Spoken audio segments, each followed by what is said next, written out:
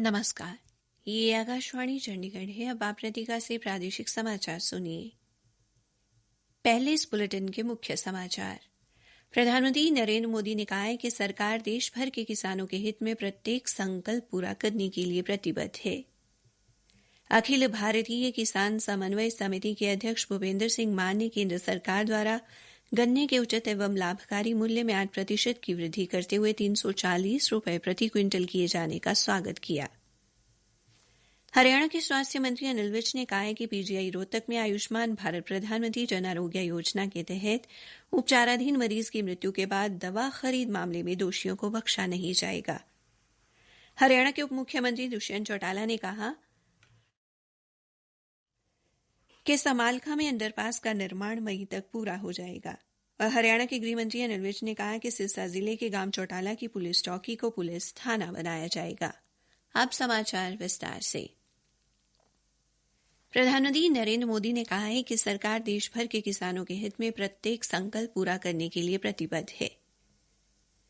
गन्ने के उचित लाभकारी मूल्य में वृद्धि के केंद्रीय मंत्रिमंडल के फैसले का उल्लेख करते हुए एक सोशल मीडिया पोस्ट में श्री मोदी ने कहा कि इस संदर्भ में गन्ने की खरीद मूल्य में ऐतिहासिक वृद्धि मंजूर की गई है।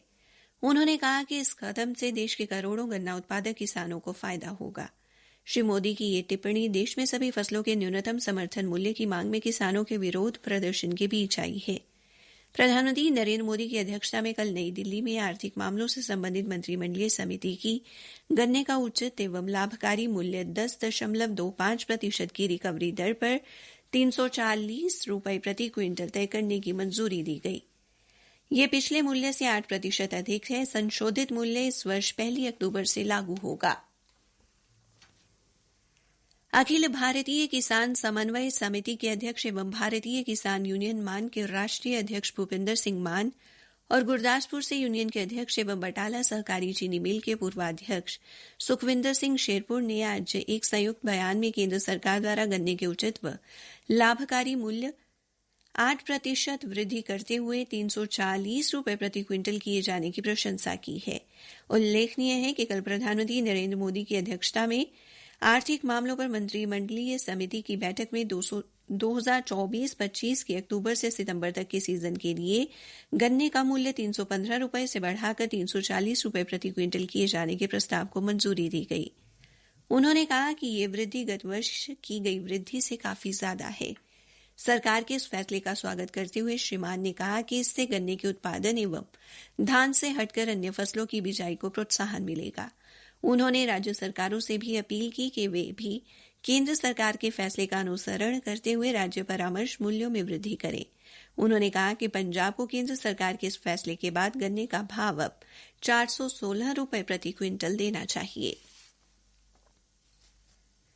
सूचना एवं प्रसारण मंत्री अनुराग सिंह ठाकुर ने आज केंद्रीय संचार ब्यूरो भारत के समाचार पत्रों के पंजीयक के कार्यालय न्यू मीडिया विंग और मंत्रालय के डिजिटल एड्रेसेबल प्रणाली के ऑनलाइन पोर्टल का शुभारंभ किया। इस अवसर पर श्री ठाकुर ने कहा कि भारत को विदेशों में एक उभरती प्रतिभा के रूप में देखा जाता है। उन्होंने कहा कि मोदी सरकार द्वारा किए गए कई सुधारों ने भारतीय अर्थव्यवस्था को बढ़ावा दिया है। हरियाणा के स्वास्थ्य मंत्री अनिल विज ने कहा कि रोहतक स्थित पीजीआई में आयुष्मान भारत प्रधानमंत्री जन आरोग्य योजना के तहत उपचाराधीन मरीज की मृत्यु के बाद ऑपरेशन और दवा की खरीद मामले में गठित समिति की जांच रिपोर्ट मिलने पर दोषियों को बख्शा नहीं जाएगा। उन्होंने कहा कि जो भी दोषी पाया गया उसके खिलाफ कार्रवाई होगी। श्री विज ने कहा कि इस मामले में भ्रष्टाचारी विरोधी ब्यूरो ने शिकायत दर्ज कर जांच की है और पीजीआई रोहतक में मुख्यमंत्री उड़न दस्ते का छापा भी पड़ा था। स्वास्थ्य मंत्री हरियाणा विधानसभा में आयुष्मान भारत योजना को लेकर लोगों की समस्याओं के मुद्दों पर कांग्रेस विधायकों द्वारा पेश किए गए ध्यानाकर्षण प्रस्ताव पर चर्चा का जवाब दे रहे थे, जिसमें उन्होंने रोहतक स्थित पीजीआई में मरीज की मृत्यु के बाद ऑपरेशन दिखाने और दवाई खरीदे जाने का मामला उठाया था। इस मामले की भ्रष्टाचार विरोधी ब्यूरो द्वारा जांच करवाई जाने की मांग भी की। कांग्रेस विधायक गीता बुक्कल के इस आरोप पर कि स्वास्थ्य मंत्री इस पर कार्रवाई करना चाहते थे लेकिन उन्हें रोक दिया गया। श्री विज ने कहा कि उनकी कलम को कोई नहीं रोक सकता, जो भी दोषी होगा कार्रवाई होगी। आयुष्मान कार्ड में धांधली और घोटाले होने एवं निजी अस्पतालों में आयुष्मान भारत कार्ड धारकों को कई जगह इलाज न मिलने के आरोप पर श्री विज ने कहा कि यह भारत सरकार की नकदी रहित एवं कागज विहीन योजना है जो सूचना प्रौद्योगिकी से संचालित है। उन्होंने कहा कि हरियाणा में 1164 अस्पताल इस योजना के तहत सूचीबद्ध है। प्रादेशिक समाचार आकाशवाणी चंडीगढ़ से प्रसारित किए जा रहे हैं। हरियाणा के उप मुख्यमंत्री दुष्यंत चौटाला ने कहा है कि समालखा में अंडरपास का निर्माण शुरू किया गया है जो मई तक पूरा हो जाएगा। इसके बाद समालखा शहर में गांव व नारायणा की ओर जाने वाली सड़क पर पड़ते रेलवे फाटक पर अंडरपास के निर्माण का कार्य शुरू किया जाएगा। उन्होंने कहा कि इस अंडरपास की प्रशासनिक व रेलवे से स्वीकृति मिल गई है। श्री चौटाला ने कहा कि नारायणा के पास प्रस्तावित अंडरपास के बीच रेलवे ऊपरगामी पुल बन रहा है, इससे भी लोगों को सहूलियत होगी। उप मुख्यमंत्री दुष्यंत चौटाला आज विधानसभा के बजट सत्र के तीसरे दिन प्रश्नकाल के दौरान पूछे गए प्रश्न का उत्तर दे रहे थे। उन्होंने कहा कि अंडरपास का निर्माण कार्य तय मानकों के अनुसार किया जाएगा ताकि लोगों की आवाजाही बाधित न हो। एक अन्य प्रश्न के उत्तर में उप मुख्यमंत्री ने बताया कि कैथल विधानसभा निर्वाचन क्षेत्र के गांव छौत व गुहणा की सड़क केवल 3 करम की है, जिसका निर्माण लोक व निर्माण विभाग नहीं करता। अगर स्थानीय गांव के किसान 7 करम जमीन सरकार को मुहैया करवा देते हैं तो भविष्य में सड़क का निर्माण करवा दिया जाएगा। उन्होंने कहा कि सरकार की प्राथमिकता है कि लोगों की आवाजाही सुगम हो जाए। हरियाणा के मुख्यमंत्री मनोहर लाल ने आज विधानसभा में कहा कि बेसहारा पशुओं के कारण होने वाली दुर्घटनाओं में मृत्यु होने पर मुआवजा देने के लिए गत वर्ष नवंबर में दयालु योजना की अधिसूचना जारी की जा चुकी है। उन्होंने कहा कि इस बार सदन में एक प्रश्न लगा था, इसलिए यह बताया जा रहा है कि इस योजना के तहत 12 वर्ष तक के बच्चे की इस कारण मृत्यु पर 1 लाख और 12 से 18 वर्ष तक के बच्चे की मृत्यु पर 2 लाख रुपए की मदद दिए जाने का प्रावधान है। इसी तरह 18 से 25 वर्ष तक के व्यक्तियों की मृत्यु पर 3 लाख, 25 से 40 वर्ष तक के व्यक्तियों की मृत्यु पर 5 लाख और 40 वर्ष से अधिक आयु के व्यक्तियों की मृत्यु पर 2 लाख रुपए मुआवजा दिया जाता है। हरियाणा के गृह मंत्री अनिल विज ने कहा है कि जिला सिरसा के गांव चौटाला की पुलिस चौकी को पुलिस थाना बनाया जाएगा। श्री विज ने यह घोषणा आज हरियाणा विधानसभा में बजट सत्र के दौरान एक प्रश्न के उत्तर में दी। उन्होंने कहा कि अतिरिक्त जिला न्यायाधीश की अदालत के लिए भी कार्रवाई शुरू कर दी गई है। विभाग को इसकी व्यावहार्यता रिपोर्ट जल्द सौंपने के लिए लिखा गया है। श्री विज ने बताया कि पुलिस थाना रोड़ी और बड़ागुड़ा को जिला डबवाली पुलिस के क्षेत्रीय अधिकार क्षेत्र में शामिल किया गया था, लेकिन ग्राम पंचायत और बार एसोसिएशन के कई अभ्यावेदन पर विचार करने के बाद इन पुलिस थानों को पुलिस जिला सिरसा के क्षेत्रीय अधिकार क्षेत्र में स्थानांतरित कर दिया गया है।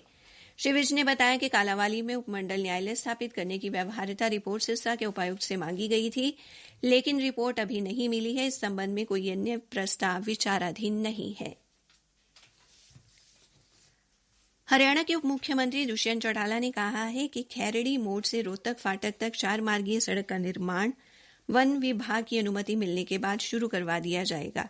उन्होंने कहा कि वन विभाग से अनुमति लंबित है और इस वर्ष जुलाई तक सड़क का निर्माण हो जाएगा। उप मुख्यमंत्री विधानसभा में प्रश्नकाल के दौरान एक विधायक के प्रश्न का उत्तर दे रहे थे। एक अन्य प्रश्न के उत्तर में श्री चौटाला ने कहा कि पानीपत के इस राना खंड से पानीपत शहर का विश्राम गृह 12 किलोमीटर दूर है, इसलिए इस राना खंड में विश्राम गृह का निर्माण नहीं हो सकता। उन्होंने कहा कि भविष्य में सरकार इस राना और मतलौडा में विश्राम गृह बनाने पर विचार करेगी। कैथल में सांसद खेल स्पर्धा का आयोजन कल व परसों पुलिस लाइन मैदान में किया जाएगा। बीजेपी के जिला अध्यक्ष अशोक गुर्जर ने सांसद खेल स्पर्धा के संबंध में जानकारी देते हुए बताया कि इस प्रतियोगिता के फाइनल मैच के दौरान 24 फरवरी को मुख्यमंत्री मनोहर लाल, बीजेपी प्रदेशाध्यक्ष व सांसद नायब सिंह सैनी शिरकत करेंगे। इसके साथ साथ अन्य विधायक व मंत्रीगण भी शामिल होंगे। अंत में मुख्य समाचार एक बार फिर। प्रधानमंत्री नरेंद्र मोदी ने कहा है कि सरकार देश भर के किसानों के हित में प्रत्येक संकल्प पूरा करने के लिए प्रतिबद्ध है। हरियाणा के स्वास्थ्य मंत्री अनिल विज ने कहा कि पीजीआई रोहतक में आयुष्मान भारत प्रधानमंत्री जन आरोग्य योजना के तहत उपचाराधीन मरीज की मृत्यु के बाद दवा खरीद मामले में दोषियों को बख्शा नहीं जाएगा। इसी के साथ ये समाचार बुलेटिन समाप्त हुआ।